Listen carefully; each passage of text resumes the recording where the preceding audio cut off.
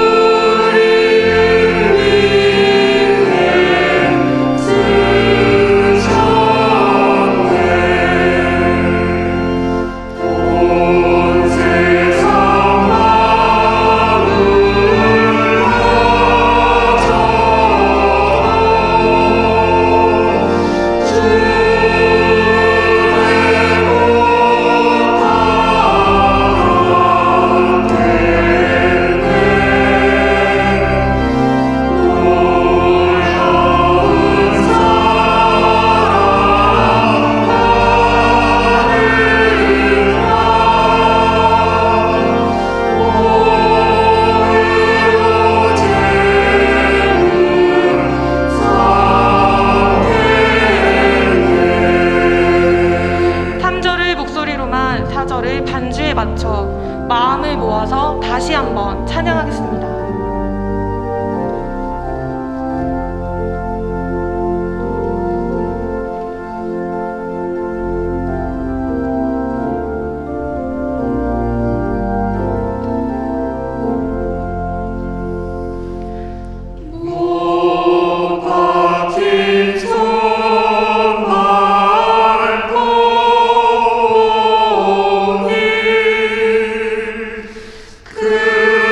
근자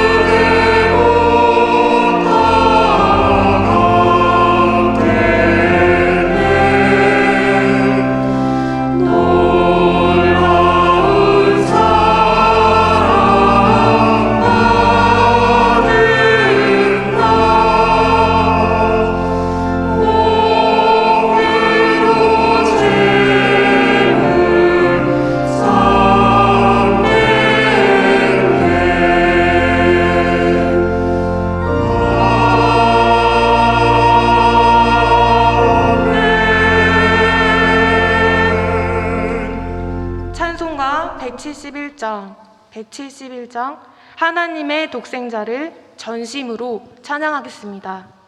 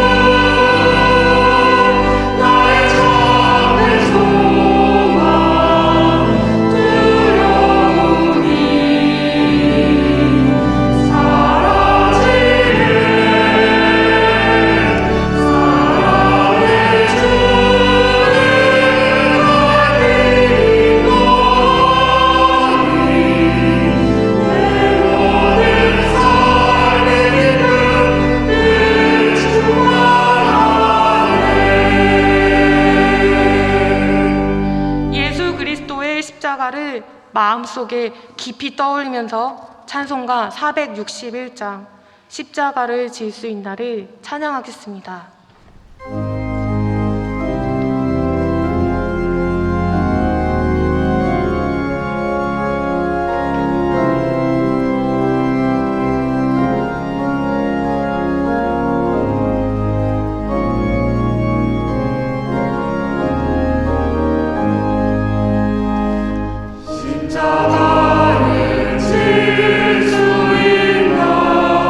주가 물어보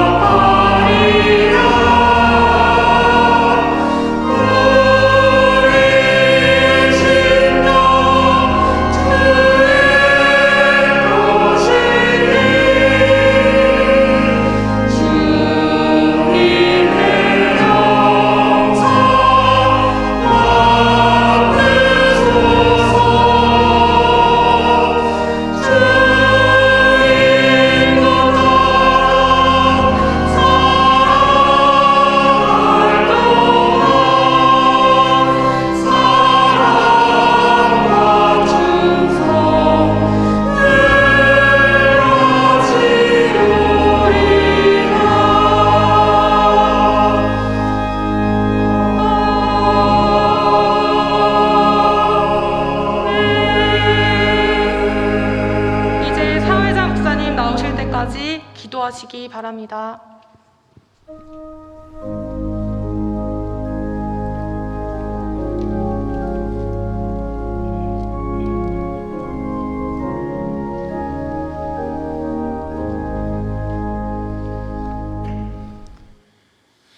별세 광고입니다. 이교구 오목의 고 광은복님께서 3일 소천하셨습니다. 관계로는 김미연 권사의 시부, 강영창 성도의 부친이 되십니다. 빈소는 서울 한일병원 장례식장 5호실이고 장지는 서울시립승강원입니다. 성도의 위로의 교제가 있으시길 바랍니다. 2022년 신년 특별 새벽기도회 둘째 날입니다. 다 함께 사도신경으로 우리의 신앙을 고백하시겠습니다.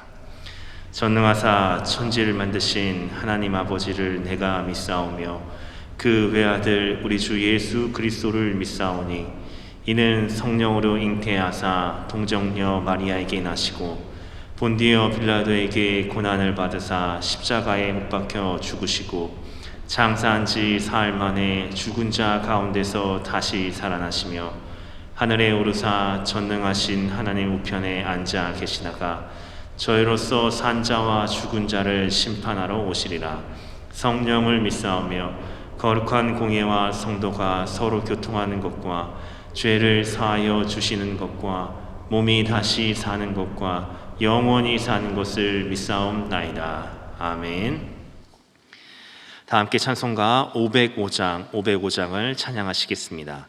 찬송가 505장을 찬송하신 후에 정선영 장로님께서 기도해 주시겠습니다.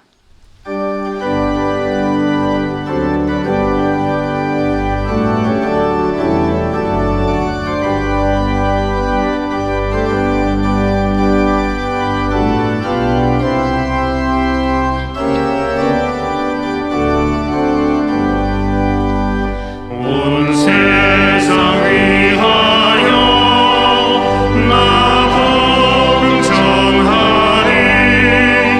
만배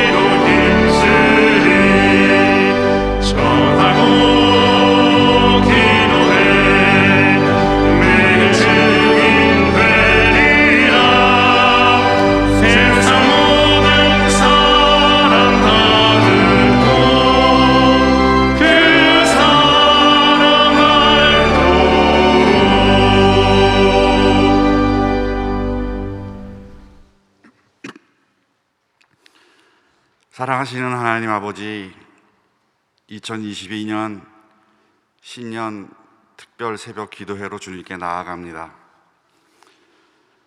기억해보면 작년에는 영상 예배로 드렸던데 올해는 대면 예배를 허락하시는 주님의 인도하심을 믿음의 눈으로 바라보며 감사드립니다. 우리의 기도로 나아갔던 믿음의 조상들, 믿음의 선배들을 기억합니다. 다니엘의 기도를 기억합니다. 그래서 우리도 기도를 배우며 주님을 따라갑니다. 그러나 지난 한 해를 되돌아보면 빨리 지워버리고 다시 깨끗한 도화지에 새롭게 우리의 믿음의 생활을 기록하고 싶었던 우리의 나태하고 게으르고 바로 서지 못했던 모습들이 기억납니다. 영상 예배가 핑계가 되었고 코로나가 핑계가 되어 바로 예배를 드리지 못하고 주님께 바로 서지 못했던 이 게으르고 나태한 죄악들을 주님의 피 묻은 손으로 어루만져 주시고 우리의 회개를 받아 주시옵소서. 그럼에도 주님께서 우리와 우리 교회를 사랑하셔서 주님의 특별한 사역들을 맡겨주시고 모든 성도들이 한 마음으로 기도하며 나아가게 하시니 감사합니다. 새해에는 서로 연결되고 결합하여 함께 자라는 교회라는 표어로 나아갈 때에 우리의 모든 마디가 서로 협력하여 도우며 나아가기로 다짐하였사오니 한 해 동안 주님께서 말씀으로 지도해 주시고 말씀으로 깨닫게 하여 주시옵소서. 이번 특별 기도회 주간에는 복음의 일꾼이라는 주제로 말씀이 선포될 때에 주님께서 우리와 우리 교회에 행하실 새로운 일들을 기대하며 겸손한 마음으로 한 해를 다짐하며 계획하게 하여 주시옵소서. 우리를 한 해 동안 말씀으로 양육하실 목사님을 위해 기도합니다. 붙잡아 주시고 성령의 인도하심에 따라 성령과 동행하며 하나님을 의지하며 살아감으로 모든 성도의 본이 되게 하시고 우리 교회를 담임하며 담임 목사로 당회를 이끌며 당회장으로 세우셨사오니 우리 교회의 모든 사역들을 계획하고 결정할 때에 주님의 뜻으로 할 수 있는 믿음의 목사님 되게 하여 주시옵소서. 우리나라를 사랑하시는 주님, 정치와 문화가 주님의 공의가 필요합니다. 또 우리의 연약한 것을 안고 십자가까지 지셨던 주님을 의지하며 육체적으로 정신적으로 아픔이 있는 환우들을 기억하시고 그 가족들을 믿음으로 승리하게 하셔서 주님의 치유의 은혜를 베풀어 주시옵소서. 오늘도 세상에 나아갑니다. 우리가 물질적으로 풍요하지 아니하고 달콤한 말을 할 수 없지만 주님께서 허락하신 왕같은 제사장이요 거룩한 나라요 그의 백성된 신부로 나아갈 때에 구별되고 단정한 모습에서 주님을 담대히 전하는 전도자의 역할을 할 수 있도록 주장하여 주시옵소서. 많은 기도 제목, 교회와 개인의 기도 제목을 가지고 나온 주님의 머리 숙인 백성들의 기도를 들어주시되 그 기도가 너무 길지 아니하도록 자비와 긍휼을 베풀어 주시옵소서. 이 예배를 돕는 모든 손길을 기억하여 주시고 오늘 이 자리가 기도의 자리, 올해를 계획하며 다짐하는 자리가 되게 하여 주실 것을 믿사오며 우리 주 예수 그리스도 이름으로 기도드리옵나이다. 아멘. 오늘 우리에게 주시는 하나님 말씀은 에베소서 3장 8절 말씀, 에베소서 3장 8절 말씀입니다. 에베소서 3장 8절 말씀을 제가 봉독하겠습니다. 모든 성도 중에 지극히 작은 자보다 더 작은 나에게 이 은혜를 주신 것은 측량할 수 없는 그리스도의 풍성함을 이방인에게 전하게 하시고. 아멘. 이제 한교삼 담임 목사님께서 나는 은혜를 전하고 있는가라는 제목으로 말씀 전해주실 때 큰 은혜 받으시기 바랍니다. 오늘은 바로 말씀으로 들어가겠습니다. 8절을 봐주시기 바랍니다. 8절을 읽어나갈 테인데 요지를 제가 강조해 하면서 읽어나가겠습니다. 앞쪽만 볼 겁니다. 성도 중에 지극히 작은 자, 지극히 작은 자와 조금 뒤에 나오는 이러한 은혜가 대조를 이루고 있습니다. 그러니까 오늘 말씀은 지극히 작은 자에게 전달된 은혜, 그 은혜로 우리가 복음의 일꾼이 되었다라는 말씀의 요지가 되는 것이죠. 그런데 지극히 작은 자와 은혜만 대조되는 것이 아니라 대조의 폭이 좀 넓습니다. 지극히 작은 자를 더 작게 만들고 있습니다. 지극히 작은 자보다 더 작은 나, 지극히 작은 자보다 더 작은 너가 아니고 지극히 작은 자보다 더 작은 나에게 어떤 은혜를 주셨냐? 이러한 은혜를 주셨다 되어 있습니다. 이러한 은혜는 이미 앞에서 설명한 은혜, 그러니까 대부분은 어저께 본문이었던 7절에서 말씀해 준 은혜였으니까 한번 7절을 보시기 바랍니다. 7절에 나오는 은혜를 살피시면서 7절을 같이 한번 읽겠습니다. 시작. 이 복음을 위하여 그의 능력이 역사하시는 대로 내게 주신 하나님의 은혜의 선물을 따라 내가 일꾼이 되었노라. 나를 일꾼 삼아주신 그 은혜의 선물, 이 은혜라고 설명이 되는 거죠. 지극히 작은 자보다 더 작은 나, 가장 작은 자신에게 하나님께서 말할 수 없는 은혜를 주셨다는 겁니다. 그래서 그 다음 은혜가 다음에 측량할 수 없는 그리스도의 풍성함을 이방인에게 전하고, 풍성한 은혜를 이방인에게 전하도록. 그런데 그 은혜가 측량할 수 없다라고 얘기하는 겁니다. 풍성함, 은혜의 풍성함이 측량할 수 없다고 얘기하는 것이죠. 자, 이렇게 정돈해 주시고 다 같이 한번 8절 큰 소리로 읽음으로써 오늘 본문 마음속에 쏙 집어넣도록 하겠습니다. 자, 8절 읽습니다. 성도 중에서 지극히 작은 자보다 더 작은 나에게 이러한 은혜가 주어져 측량할 수 없는 그리스도의 풍성함을 이방인에게 전하게 하시고. 자, 오늘은 복음의 일꾼이 점검해야 될 것 두 번째입니다. 두 번째는 내가 은혜에 접속이 되어 있는가입니다. 여러분, 우리 자신을 다시 한번 은혜 속으로 접속시키는 이 아침이 될 수 있기를 주 안에서 소망합니다. 어제는 복음의 일꾼이 어떤 사람인가를 살펴보았습니다. 하나님의 사람은 복음의 일꾼으로 살아야 하며 이것은 참 귀한 것입니다. 어저께 나누었던 말씀을 어저께와는 좀 다른 표현으로 복습해 보려고 합니다. 어저께 말씀 중에 기억해 줘야 될 게요, 일꾼이 뭐냐? 탕자의 비유에 일꾼, 품꾼이 나타나죠. 둘째 아들이 아버지 집을 떠났다가 아버지께로 돌아가려고 결정했을 때 어떤 생각이 들었냐면 아버지 집에는 참 품꾼들도 풍성하게 양식이 있구나라는 생각을 떠올린 거죠. 그리고 아버지께로 돌아가서 내가 품꾼 중에 하나로 나를 여겨달라라고 부탁하리라 결심을 한 겁니다. 여러분, 일꾼의 기본 자세 가운데 이런 마음이 있어야 됩니다. 일꾼은 주인의 일을 하는 겁니다. 내 일을 열심히 하는 게 아닙니다. 주인의 일을 열심히 하되 그 자세가 아들과 같은 자세가 아니라 품꾼의 하나와 같은 자세를 가질 때 복음의 일꾼으로서의 기본적인 자질이 갖춰지는 것이죠. 포도원의 비유를 살짝 설명하면서 우리가 이런 내용들을 살펴봤습니다. 포도원에 온 사람들이 일찍 온 사람이나 늦게 온 사람들이나 똑같이 한 달란트의 이 보상을 받았는데, 여기를 통해서 우리가 배울 수 있는 것은, 중요한 것은 주인이 부르셨다는 거예요. 그래서 주인이 부르심에 참여했다는 것입니다. 길이 그렇게 중요하지 않습니다. 내가 어떠한 능력을 갖고 있는가? 그것도 인간들이 생각하는 것만큼 그렇게 중요하지 않습니다. 1시간 동안 열심히 일한 게 그게 공로가 되어서 주인이 한 달란트를 준다? 그럴 수도 있습니다. 그런데 그게 결정적이지 않습니다. 중요한 것은 주인이 불러주셨기 때문에 일꾼이 되는 겁니다. 우리 다시 한번 마음속에 결단이 있었으면 좋겠습니다.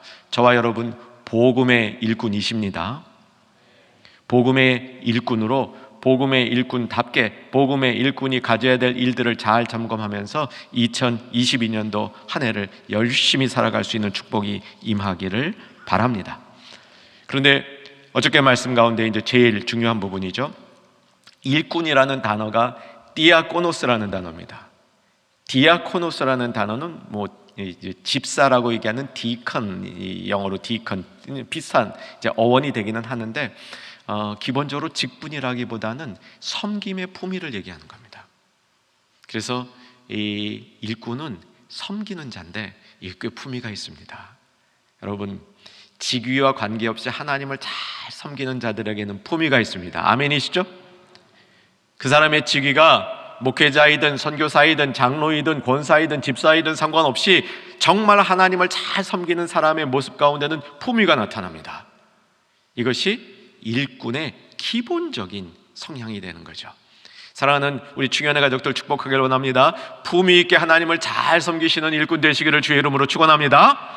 이것이 충현교회가 그동안 쭉 꿈꿔오고 바라는 바, 교회의 리더들은 일꾼이 되어야 된다, 하나님의 사람들은 일꾼이 되어야 된다, 이 가르침의 기본이 아닌가 생각해 봅니다.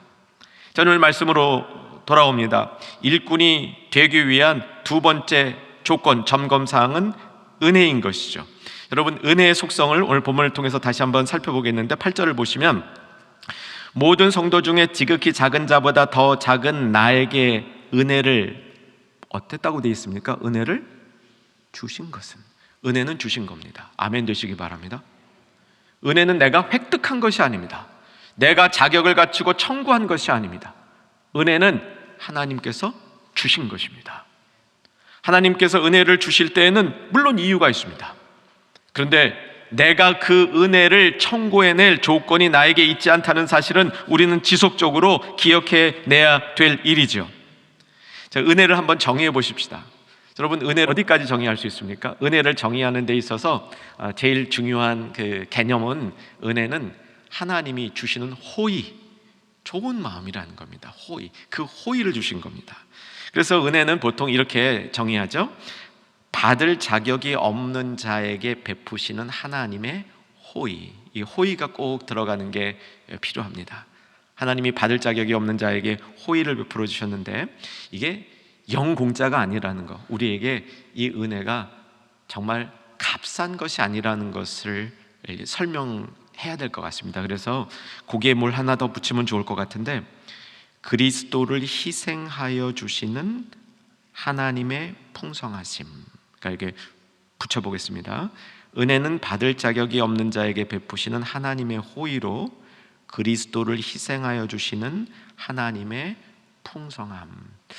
이렇게 정의해보면 그런대로 은혜가 반듯하게 정리될 수 있으리라고 생각합니다. 자, 그래서 은혜를 받은 사람들은 하나님의 뜻을 행하는데 그 마음이 들여지게 되어 있습니다. 자, 여러분, 내가 은혜를 받았나 안 받았나 생각해 보시면 정말 내가 은혜를 받으면 하나님의 뜻을 행하는 일이 중요한, 그 삶의 중요한 일이 됩니다. 그러니까 하나님의 뜻을 행하고 하나님의 일을 정말 잘 감당하는 사람들의 특징은 은혜를 받은 겁니다. 아마 오늘 이 아침에 주 앞에 나오신, 이 특별히 대면 예배로 나오신 우리 귀한 충현의 가족들, 제가 보기에는 은혜 때문에 나오신 줄로 압니다. 비대면으로 여기 참여하시는 분들도 은혜 때문에 그 자리에 계신 줄로 압니다. 오늘 찬양으로 봉사한 우리 청년들, 또 악기로 봉사하고 있는 우리 악기 주자들, 은혜죠. 은혜가 그 마음속에 동기가 되니까 내가 이런 일을 할 수 있는 겁니다. 은혜가 뭐라고요? 하나님이 나에게 값없이 주신, 자격 없는 자에게 주신 호의를 베풀어 주신 거예요. 근데 그 호의가 그냥 주신 게 아니라 예수 그리스도를 희생해서 주신 엄청난 호의라는 거죠. 이것에 반응하니까 주님의 일을 행하는 것이 우리에게 기쁨이 될 수밖에 없는 거죠. 여러분, 은혜를 잊어버리고 있다면, 은혜에서 멀어져 있다면, 그래서 은혜에서 멀어져서 형식만 남아 있다면 형식으로도 무엇인가 할 수 있습니다.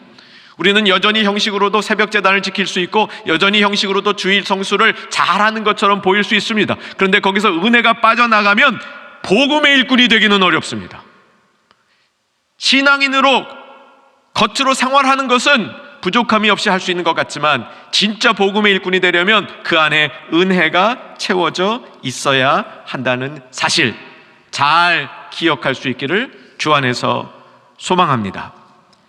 저는 바울이 은혜에 대해서 지금 8절에서 얘기하면서 특별히 은혜에 대해서 강조하고 있는 것은 일종의 대조죠. 어떤 대조냐면 은혜를 풍성하게 받을수록 자기 자신이 작아진다는 겁니다. 그죠? 내가 지금 커 있다는 것은 은혜의 용량이 나에게 별로 안 채워져 있다는 겁니다. 은혜가 강하게 채워지면 채워질수록 나는 작게 보인다는 거죠. 다시 한번 확인합니다. 8절, 성도 중에 지극히 작은 나보다 더 작은 나에게 하나님이 은혜를 베풀어 주셨는데 그 은혜는 풍성해서 측량할 수 없을 정도의 은혜다라는 겁니다. 여러분, 은혜를 사모하시기를 주 안에서 소망합니다. 은혜를 잘 받으시려면요, 은혜를 통해서 내가 점점 더 작아져야 됩니다. 점점 더 작아져야 돼요. 자기가 작아지는 것은 하나님 앞에 설 때 가장 작아집니다. 왜? 하나님이 크시기 때문에, 하나님이 선하시기 때문에. 그 하나님 앞에 우리가 서게 될 때 우리는 작은 자보다 지극히 더 작은 자가 된다는 것이죠. 어떤 사람들은 바울이 자기 자신을 작은 자보다, 지극히 작은 자보다 더 작은 자라고 이렇게 설명할 수 있었던 이유는 본인이 예수님을 박해했기 때문이다라고 설명하는 분들이 종종 있습니다. 근데 뭐 그것도 이유가 되겠지만 그거하고 상관없이도 하나님의 은혜의 큰 은혜를 경험하면 자기 자신은 작아지게 되어 있습니다. 자기 자신이 자꾸 큰 사람들은 은혜에서 떨어져 있어서 그런 것이죠. 제가 목회를 막 시작하고 얼마 안 됐을 때, 그러니까 아주 젊은 목사였을 때요, 이 암으로 이제 마지막 단계에 계신 신앙이 좋으신 권사님을 이제 신방한 적이 있었습니다. 이 권사님 그 얼굴을 딱 뵈니까 저한테 다가오는 메시지가 이런 거였습니다. 아, 주님 앞에 갈 준비를 다 하고 계시는구나. 이 땅에서 더 살려고 큰 이런 마음의 이 욕심이 없으신 분이구나, 그런 생각이 들었는데 그분이 하시는 말씀이 제 마음속에 아주 오래 잘 기억이 됩니다. 목사님, 제가 곰곰이 기도하고 생각해 보는데요, 저는 천국은 갈 것 같습니다. 제 속은 뭐냐면, 이거 천국 가셔도 1등으로 가시죠. 그게 제 생각인데 천국 갈 것 같습니다. 근데 천국 가면 제일 꼬레비에 있을 것 같습니다. 그러시는 거예요. 여러분, 그건 은혜 때문입니다. 은혜가 주님 앞에 자기 자신을 이렇게 내려놓을 때 자기 자신이 주님이 구원은 받아야 돼요. 당연히 주님 품에 가야지. 거기에 대한 확신도 없으면 안 되지. 그런데 그 구원 받은 사람 중에서 내가 제일 조만한 사람이다. 지극히 작은 자보다 더 작은 나에게 주님이 은혜를 주셨다. 그러니까 그 은혜가 풍성하게 다가오는 거죠. 여러분, 에베소서에 보면 풍성함이라는 말이 많이 나옵니다. 뭐 이제 기회 있으면 쭉 읽어보세요. 성경 통독도 하시는데 여러분 3장만 보지 마시고 이제 에베소서 다 끝났으니까 매일 한 번씩 에베소서 6장, 1장에서 6장까지 한번 쭉 읽어보셔요. 아마 제가 볼 때는 꽤 은혜가 될 겁니다. 이제 들은 것도 많고 배운 것도 많고 느낀 것도 많아서 이때쯤 읽으면 아주 무르익을 겁니다. 근데 이 풍성함이라는 말을 부요함으로 바꾸셔도 아주 좋습니다. 부요함. 근데 풍성함이라는 것보다 부요함은 약간 어감이 다른데 어쩌면 더 성경적인 표현이 될 수 있어요. 부요함을 주님께서 주시는데 그것이 여기 측량할 수 없다고, 측량할 수 없다. 이 아침에 축복하길 원합니다. 오늘 예배에 참석하는, 또 오늘 실시간이 아니라도 실시간 이후에 들어오셔서 이 예배에 참여하는 모든 중요한 가족들, 하나님의 백성들, 측량할 수 없는 하나님의 부요하심을 경험하는 복된 날 되기를 주의 이름으로 축원합니다. 측량할 수 없다라는 말은 정말 특이한 말입니다. 뭐 우리말로 바꾸자 보면 한 4가지는 이게 이 각도를, 이 4가지 각도로 조명해야 이 말의 의미가 드러날 것 같은데, 계산 불가, 계산이 안 돼, 그런 경우 있죠. 이거 측량할 수 없다 그럽니다. 아무리 생각해도 계산이 안 돼. 계산할 수 없어. 이건 뭐냐면 복잡해서가 아니라 너무 커서 뭐 정말 많은 걸 받으면 계산할 수도 없을 것 같아요. 두 번째는 뭐냐면 사람이요, 이 조사를 잘하는 사람들은 정말 잘합니다. 이 근원을 파헤치는 사람, 학문적으로는 리서치라고 그러고 요즘은 검색이라고 그러죠. 검색 잘하는 사람 보면 뭐 기가 막히게 검색을 잘해요. 정말 저하고는 하늘과 땅 수준 차이가 납니다. 근데 이 검색을 아무리 잘하고 아무리 조사를 잘하고, 학자들은요 연구하려 들어가면 이 땅에서 연구된 내용들은 다 찾아낼 수 있다는 그런 자신감들도 갖고 있습니다. 그런데 그렇게 훈련된 학자들이나 아무리 탁월한 이 검색가들도 도저히 이 은혜가 어떤 경로로 왔는지 조사가 안 돼. 이게 측량할 수 없는 은혜입니다. 근데 여러분 한번 생각을 해보세요. 하나님이 풍성한 부유함을 주셨는데 이게 도대체 어떻게 온 건지 조사가 안 돼요. 은혜의 이 너비와 깊이는 참 대단한 것이죠. 그래서 측량할 수 없는 은혜가 우리에게 임하면 우리는 그것을 거부할 수 없습니다. 그 은혜를 거부할 수 없습니다. 이것이 우리가 믿음을 갖게 되는 요소입니다. 아무리 완악한 자도 하나님께서 측량할 수 없는, 거부할 수 없는 은혜를 베풀어 주시면 그 은혜 앞에 녹아지게 되어 있습니다. 그리고 그 은혜 앞에 녹아진 사람들은 자기 자신이 하나님 앞에 얼마나 작은 자인가, 얼마나 내가 부족한 자인가를 그 안에서 계속 깨달을 수 있게 되는 거죠. 그것이 오늘 말한 이 바울의 지극히 작은 자보다 더 작은 나에게 측량할 수 없이 풍성한 은혜를 주셨다는 이 말씀에 이 골격이 되는 거죠. 여러분, 이 측량할 수 없는 은혜를 받았기 때문에 바울이 담대한 겁니다. 여러분, 바울이 담대했죠. 바울이 어떻게 담대했느냐? 측량할 수 없는 은혜를 그가 경험했기 때문에 담대할 수 있었던 겁니다. 성격이 담대했기 때문이 아닙니다. 그가 하는 일이 절대적으로 옳은 일이었기 때문이 아닙니다. 그가 정말 담대할 수 있었던 그 힘은 측량할 수 없는 은혜를 그의 삶 속에 부음받았기 때문인 것이죠. 여러분, 이제 우리 삶에 한번 이 은혜를 적용해 보십시다. 여러분, 은혜 받은 적이 있으십니까? 어쩌면 받으시고도 아멘 한 번 안 하세요. 아니면 아멘 안 한 분 한 번도 안 받으셨다는 얘기 아니에요. 정말 맞습니까? 한 번도 안 받으셨어요? 다시 한번 확인합니다. 은혜 받아보신 분 아멘 하시기 바랍니다. 다 받으셨잖아요. 이거 정상 아니에요. 여러분, 은혜 안 받으신 분 여기 뭐 계신다면 정말 안 됐습니다. 꼭 받으시기 바랍니다. 근데요, 은혜를 한 번 받고 그 이후에 내가 앞에 받은 은혜 이상으로 채워지지 아니하면 은혜는 메말라질 가능성이 많습니다. 그래서 은혜 위에 은혜더라.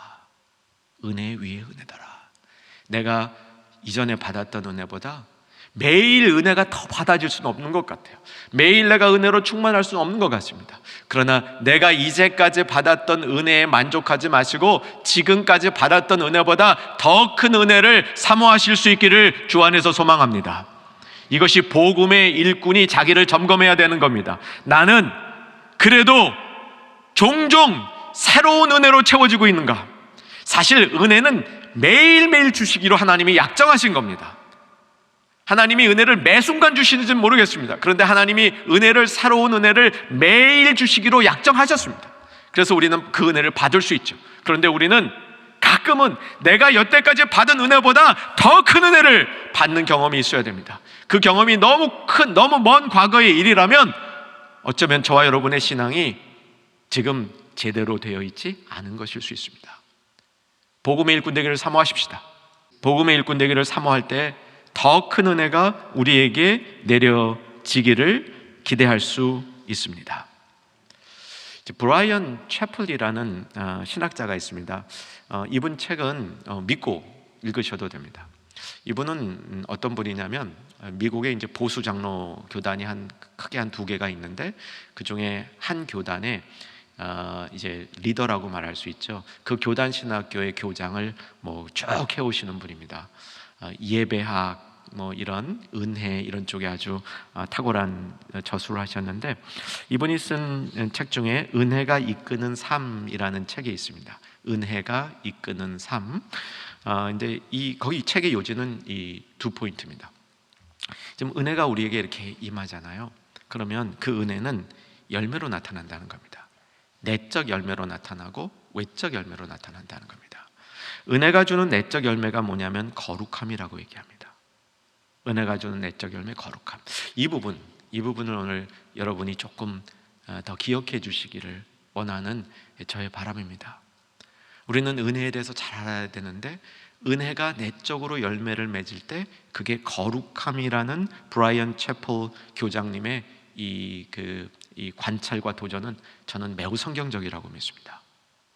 여러분, 은혜는 그냥 감성적으로 이렇게 있다가 빠져나가고 그런 거 아닌 것 같습니다. 은혜가 우리에게 임하게 되면 그 은혜는 우리 안에 거룩함을 낳게 되는 거죠. 거룩은 하나님을 가까이 함으로 덧입게 되는 겁니다. 거룩에 이르는 변화의 핵심에 은혜가 있다는 것이죠. 사랑하는 여러분, 복음의 일꾼 은혜 때문에 됐습니다. 오늘 바울이 선포한 바입니다. 거기에 아멘이시길 바랍니다.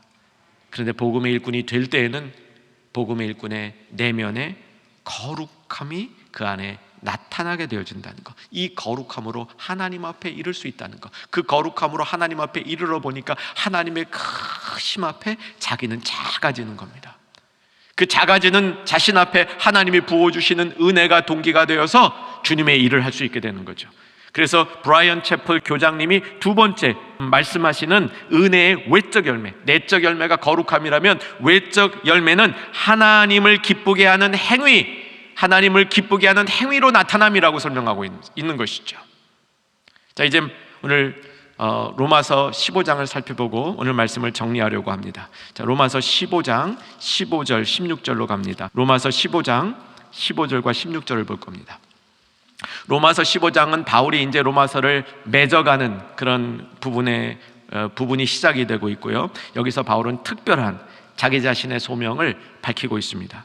자, 15절 찾으신 분들, 못 찾으신 분들은 자막 봅니다. 같이 읽으십시다. 15절. 그러나 내가 너희로 다시 생각나게 하려고 하나님께서 내게 주신 은혜로 말미암아 더욱 담대히 대략 너희에게 썼노라. 은혜로 담대하게 썼다고 얘기를 합니다. 자, 16절이 하이라이트입니다. 16절 더 집중해서 읽으십시다. 이 은혜는 곧 나로 이방인을 위하여 그리스도 예수의 일꾼이 되어 하나님의 복음의 제사장 직분을 하게 하사 이방인을 제물로 드리는 것이 성령 안에서 거룩하게 되어 받으실 만하게 하려 하심이라. 복잡하죠. 이제 제 말씀을 들어보셔야 돼요. 자, 바울은 이방인을 예수께로 나오게 하는 일을 위하여 부름을 받았습니다. 어제도 우리가 그 말씀을 들었죠. 근데 이 일에 대해서 바울이 이 모든 것이 은혜로 됐다고 설명하면서 이방인을 위한 예수의 일꾼이란 말 찾으실 수 있죠?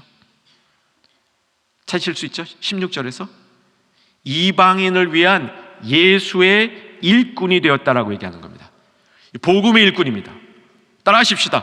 복음의 일꾼은, 한 번 더, 복음의 일꾼은 예수의 일꾼이다.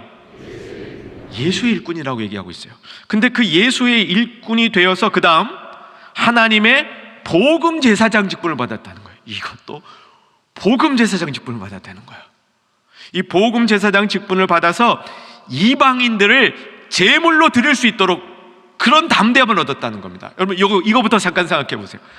이방인은 더러움의 상징입니다. 더러움의 상징이 어떻게 제물이 됩니까? 더러움의 상징, 더러움 덩어리인 이방인을 제물로 드릴 수 있도록 그런 특권을 받은 바울의 이 복음 사역을 여기서 설명하고 있는 겁니다. 사랑하는 여러분, 이런 꿈도 같이 꿔보십시다.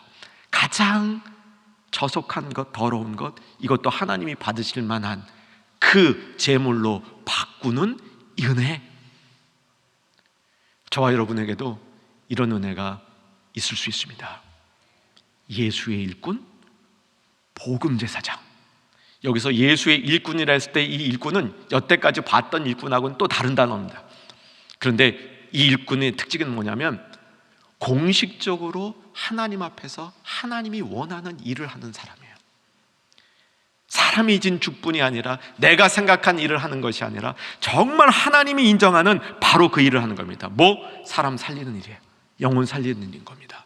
그래서 이방인같이 하나님에 멀어져 있는 그 더러운 것도 그 능력으로, 그 영적 능력으로 그들을 변화시켜서 하나님 앞에 나오게 할 수 있는 그 사람을 예수의 일꾼, 복음의 제사장, 이런 단어들로 표현하고 있는 겁니다.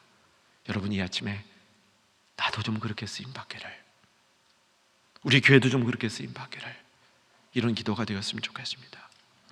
이 말씀을 현재 우리의 삶에 적용해 보면 여러분, 이 세상이 얼마나 주님으로부터 멀어집니까? 그 세상을 거룩한 것으로 바꿀 수 있는 그런 거룩함의 소유자, 저와 여러분이 될 수 있다는 겁니다. 바울은 아마도 이방인들을 제물로 하나님 앞에 드리기 위해서 거룩하게 만들어야 되잖아요. 제일 먼저 자기 자신을 제물로 드렸을 겁니다. 자기가 거룩해져야 되니까. 이런 바울의 원리를 생각하면서 복음의 일꾼에 대한 사모함이 더 깊어지는 이 아침 되기를 주 안에서 소망합니다. 찬송가 290장 찬양한 후에 합심 기도 드리겠습니다.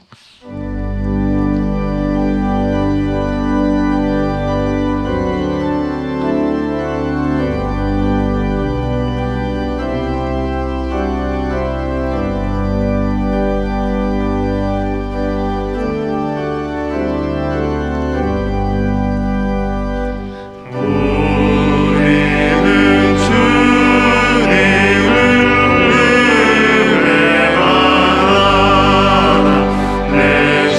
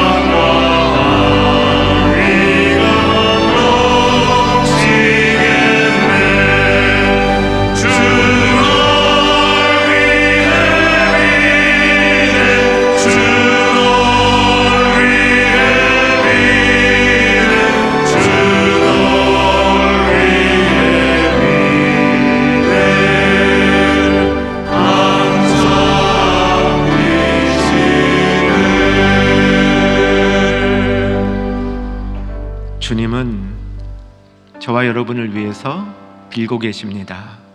항상 기도하고 계십니다. 이 시간 그 주님 붙들고 기도의 자리로 나아가기 원합니다. 오늘 첫 번째 같이 드릴 기도는 은혜를 구하십시다. 사도 바울은 내가 나된 것은 오직 하나님의 은혜라고 고백했는데, 정말 내가 은혜로 살고 있는가? 지금 은혜가 내 안에서 떨어나간 것 아닌가? 은혜의 껍질만을 가지고 있는 것은 아닌가? 은혜의 기억 속에 있는 것은 아닌가? 이 시간 돌아보시면서 복음의 일꾼이 되기를 소망합니다. 그러니 은혜를 채워주시옵소서. 이렇게 기도하시기 바랍니다. 은혜를 채워주실 때 그냥 은혜가 아니라 은혜 위에 은혜를 채워주시고, 그 은혜 때문에 내 안에 거룩함이 회복되게 하시고, 그 거룩함을 따라 하나님 앞에 온전히 나갈 수 있는 나 자신이 될 수 있도록 이 시간 자신을 위해서 자신을 돌아보면서 주님 앞에 기도로 나아갑니다. 아버지 하나님 간구합니다. 이 시간 아버지 주의 백성들이 아버지 하나님 주님 앞에 기도하십니다. 하나님 아버지 하나님 주시옵소서.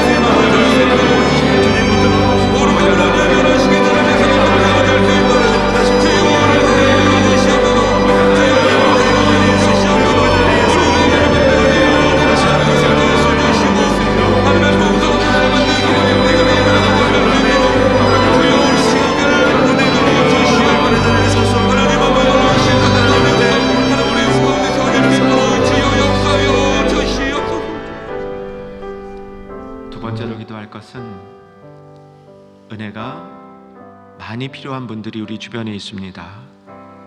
육신이 아픈 환우들입니다.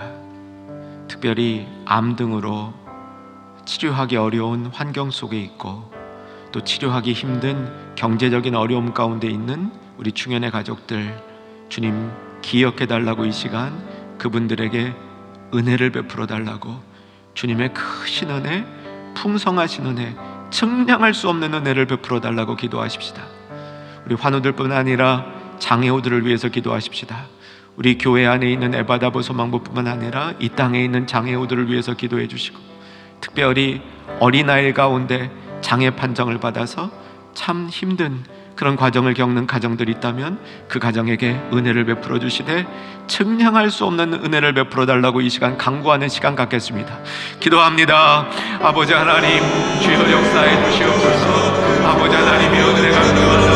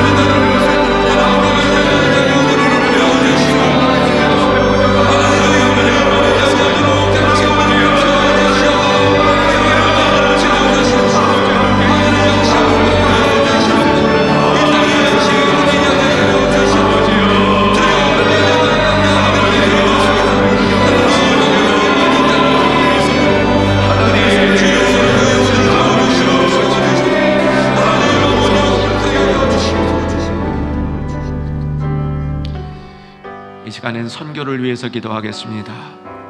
바울은 복음의 일꾼이 될 때 이방인을 위한 부르심을 받았습니다. 그래서 복음의 일꾼이 예수의 일꾼이라고 그 정체성을 깨달았고 복음의 제사장이라는 직분도 알게 되었습니다. 그리고 이방인들을 제물로 드리기 위해서 자기 자신도 깨끗한 제물이 되어야 됨을 알았습니다. 바울의 이 모습을 우리 마음속에 담으면서 선교지를 축복하십시다.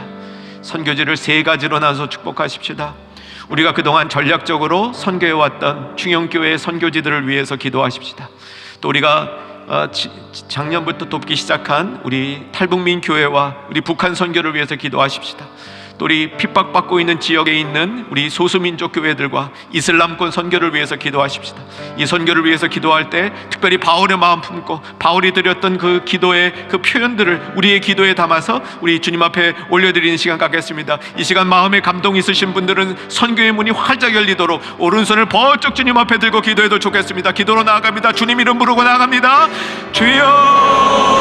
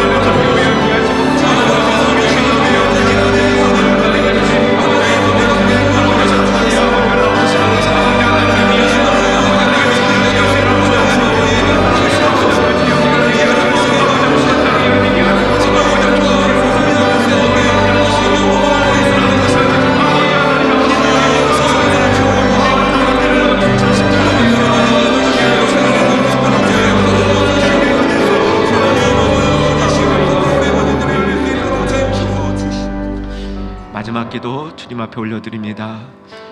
어제도 기도했던 것처럼 복음의 일꾼은 영혼을 케어합니다. 영혼을 돌봅니다. 왜냐하면 복음에는 생명이 있기 때문입니다. 복음에 있는 생명은 그 자리에 머물러 있지 않습니다. 복음에 있는 생명은 반드시 영혼을 향하여 달려나갑니다. 올 한 해 동안 내가 돌보기를 원하는 영혼들 주님 주시옵소서. 허락해 주시옵소서. 그 영혼이 생각나게 하시고 지금 생각나 마음에 품고 있는 그 영혼들을 반드시 주님 앞으로 이끌 수 있는 은혜를 더하여 주시옵소서. 이 기도를 오늘 마지막 기도로 드립니다. 주님 앞에 다시 한번 간절한 마음으로 주님 이름 한번 부르고 우리 이 영혼들을 올려드리겠습니다. 주여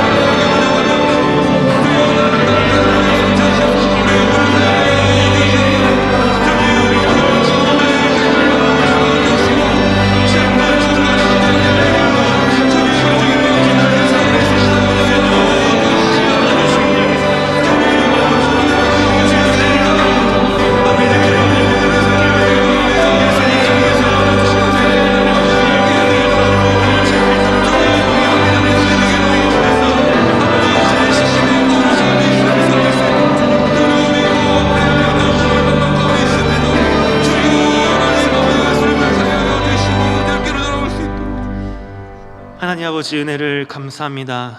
2022년 신년 특별 새벽기도의 둘째 날을 허락하여 주시고 오늘 하나님께서 측량할 수 없는 은혜를 베풀어 주셨다는 것을 기억하고 나아가게 하시니 감사합니다. 우리는 주님 앞에 설 때 아무것도 아닌 자라는 것을 알게 하여 주옵시고, 날마다 그 은혜를 사모하며 매일매일 하나님께서 주신 그 은혜에 감사하며 그 은혜를 증거하는 자로 살아갈 수 있도록 은총을 베풀어 주옵소서. 아버지, 하나님 앞에 더욱더 가까이 나아가는 거룩함을 회복하게 하여 주옵시고, 하나님이 보시기에 기뻐하는 그 모습으로 살아갈 수 있는 저희들이 되게 하여 주옵소서. 오늘 이 은혜 때문에 복음의 일꾼이 되어서 우리가 정말 섬길 수 있는 자들을 섬기게 하여 주옵시고, 하나님 나라를 위해서 전하며 나아갈 수 있는 우리 모두가 될 수 있도록 축복하여 주옵소서. 예수의 일꾼, 복음의 일꾼이 다 되는 충년의 성도들이 될 수 있도록 축복하여 주옵소서. 감사드리오며 예수님의 이름으로 기도하옵나이다. 아멘. 하늘에 계신 우리 아버지여, 이름이 거룩히 여김을 받으시오며 나라에 임하옵시오며 뜻이 하늘에서 이룬 것 같이 땅에서도 이루어지이다. 오늘날 우리에게 일용할 양식을 주옵시고, 우리가 우리에게 죄 지은 자를 사하여 준 것 같이 우리의 죄를 사하여 주옵시고, 우리를 시험에 들게 하지 마옵시고 다만 악에서 구하옵소서. 대개 나라와 권세와 영광이 아버지께 영원히 있사옵나이다. 아멘. 음악이 6시 30분까지 지속되오니 계속해서 개인 기도하시기 바랍니다.